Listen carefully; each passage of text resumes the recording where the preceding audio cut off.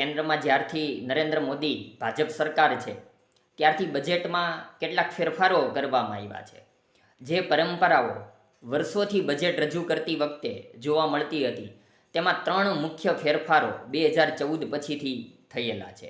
તેમાં સૌથી પ્રથમ વાત એ છે કે અગાઉ બજેટ 28મી ફેબ્રુઆરીએ જ રજૂ થતું હતું. તેમાં ફેરફાર કરીને એ તારીખ 1લી ફેબ્રુઆરી કરવામાં આવી. જો કે આ વખતે ચૂંટણી હોવાને કારણે પૂર્ણ સમયનું બજેટ રજૂ નહોતું થયું, જે અત્યારે થઈ રહ્યું છે. પણ 28 ફેબ્રુઆરીને બદલે 1લી ફેબ્રુઆરી બજેટની નક્કી થઈ. બીજો જે ફેરફાર હતો તેમાં રેલવે બજેટ અલગથી રજૂ થતું હતું. મુખ્ય બજેટ અને રેલવે બજેટ બંને અલગ અલગ રજૂ થતું હતું. તેમાં નરેન્દ્ર મોદી સરકાર, ભાજપ સરકારે ફેરફારો કર્યા અને મુખ્ય જે બજેટ રજૂ થઈ રહ્યું છે તેની સાથે જ રેલવે બજેટનું પણ સમાવેશ છે. એટલે રેલવે બજેટ અલગ હવે રજૂ થતું નથી. અને જે ત્રીજો ફેરફાર હતો એ છે કે અગાઉ અંગ્રેજોથી આ પરંપરા ચાલી આવતી હતી.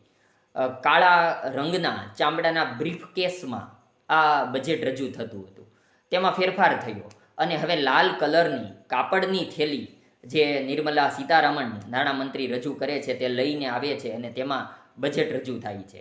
એટલે નરેન્દ્ર મોદીની ભાજપ સરકારમાં આ જે બજેટ રજૂ કરવામાં વર્ષોથી